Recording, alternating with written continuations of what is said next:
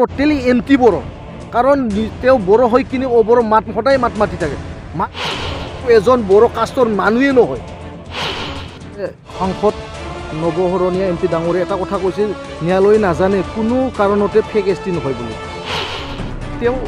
বড়ো কছাৰী নহয়, কাৰণ already C I ডিয়ে তাতে অলৰেডি দাখিল কৰিছে যে তেওঁৰ দেউতাই যিহেতু আৰ্মি আছিলে, এক্স আৰ্মি, তাতে এটা নিউজত বাৰ্তা নটিছ, তাতে সাংসদ নৱশৰণীয়া এম পি ডাঙৰীয়া এটা কথা কৈছে, ন্যায়ালয়ে নাজানে কোনো কাৰণতে ফেক এছটি নহয় বুলি। এইটো কথাত মই ক'ব বিচাৰিছোঁ, ন্যায়ালয়ে নাজানে এইটো ডাঙৰ কথা নহয়, কিন্তু তদন্তত কি পাইছে এইটোহে কোৰ্টত দাখিল কৰিব। দাখিল কৰাৰ পিছত আমাৰ যিটো ষ্টেট লেভেল স্ক্ৰুটিনি কমিটি আছে, তেওঁলোকে 2 মাহৰ ভিতৰত তেওঁলোকে শেষ কৰিব যে তেওঁ বড়ো কছাৰী নহয়, কাৰণ অলৰেডি চি আই ডিয়ে তাতে অলৰেডি দাখিল কৰিছে যে তেওঁ বড়োৱে নহয়, কাৰণ ৰিপৰ্ট আছে চি আই ডিৰ, আমাৰ হাতত ইয়াতে ৰিপৰ্ট আছে, তাতে 11 নম্বৰৰ চি আই ডি দফাত আছে যে তেওঁৰ দেউতাই যিহেতু আৰ্মি আছিলে, এক্স আৰ্মি, তাতে in the certificate issued by commanding officer of Assam regimental centre Shillong entitle certificate of discharge of transfer of reserve and recommendation of civil employment dated 15 November 1980, the name of Shri Nav Kumar Charania father was written as Naik Lokhikanta Das, son of late Selaram Das, and his class was written as Assamese and subclass as Das. গতিকে তাতে আমি স্পষ্ট যে তেওঁ এজন বড়ো নহয়, কাৰণ বায়'লজিকেলি যদি আমি চাওঁ, বায়'লজিকেলি আমি যিজন মানুহে বড়োৰ পেটৰ পৰা 9 মাহ নিজৰ মাতৃৰ গৰ্ভৰ পৰা জন্ম হৈছে, প্ৰকৃততে তেওঁ কোনো দিন নিজৰ মাতৃৰ ভাষা বা নিজৰ মাতৃৰ সৈতে তেওঁ কোনো দিন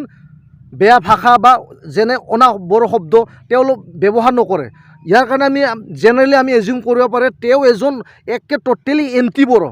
কাৰণ তেওঁ বড়ো হৈ কিনে অবড়ো মাত সদায় মাত মাতি থাকে। মাত মাতাটো ডাঙৰ কথা নহয়, কিন্তু হি ইজ এ ৰেচিষ্ট, কাৰণ কিয় তেওঁ যিজন জন্মদাতা অবড়ো, তেওঁ নেতৃত্ব তেওঁৱে আছিল। এতিয়া আহি আমি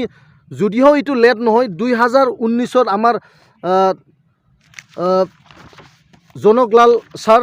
এটা লেক আবেদন দিছিল, তাতে লেক আবেদনত তাতে স্পষ্ট হ'ল যে ডাইৰেকশ্যন দিয়া হৈছে উইদিন 2 months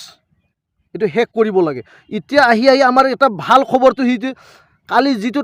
তাচ্ছিল্য এটা মন্তব্য দিলে যে তেওঁ আমি বোলে তদন্ত কৰিব পৰা নাই, যে তেওঁ অলৰেডি কেছত হাইকোৰ্ট জিতি আহিল, নানানটা তেওঁ এটা তাচ্ছিল্য মন্তব্য দিছে। কিন্তু সেইটো কেইদিনমানৰ কাৰণে, যেতিয়া 2 মাহৰ পিছত যেতিয়া ফাইনেল যেতিয়া ৰিপৰ্টটো দিব আমাৰ ষ্টেট লেভেল স্ক্ৰুটিনি কমিটিয়ে, এতিয়া আমাক মাত্ৰ এটা দিব লাগে যে ফাইনেল যিটো ৰিপৰ্ট, সেই ৰিপৰ্টটো হ'ল যে proceeding is completed and we are just ৱেইটিং ফৰ দ্য অৰ্ডাৰ, যে কেতিয়া তেওঁ কাষ্ট চাৰ্টিফিকেট কেঞ্চেল কৰিব। এতিয়া আমাৰ সেইটোৱে, তেওঁৰ কাষ্ট চাৰ্টিফিকেটটো কেতিয়া কেঞ্চেল কৰিব সেইটোৱে বৰ্তমান বড়ো ৰাইজে অপেক্ষা কৰি আছে। আমি কোনবা দাস, কোন শৰণীয়া, আমি কোনো কাষ্ট বা কোনো মানুহ বা কোনো জাতিৰ লগত আমাৰ একো প্ৰব্লেম নাই, কিন্তু প্ৰব্লেম হৈছে যে ইমান ডাঙৰ এটা পষ্ট সাংসদ, তেওঁ এজন সাংসদ ভুৱা তেওঁ চাৰ্টিফিকেট লৈ তেওঁ এটা এম পি হৈছে, 9 বছৰৰ কাৰণে তেওঁ এতিয়া বৰ্তমান আহি 9 বছৰ হ'ব মোটামুটি, তেওঁ ভুৱা চাৰ্টিফিকেট লৈ তেওঁ ST বড়ো কছাৰী বুলি তেওঁ এতিয়া বৰ্তমান সাংসদ হৈ আছে। গতিকে আমি কেইদিনমান পিছত আমি গম পাম যে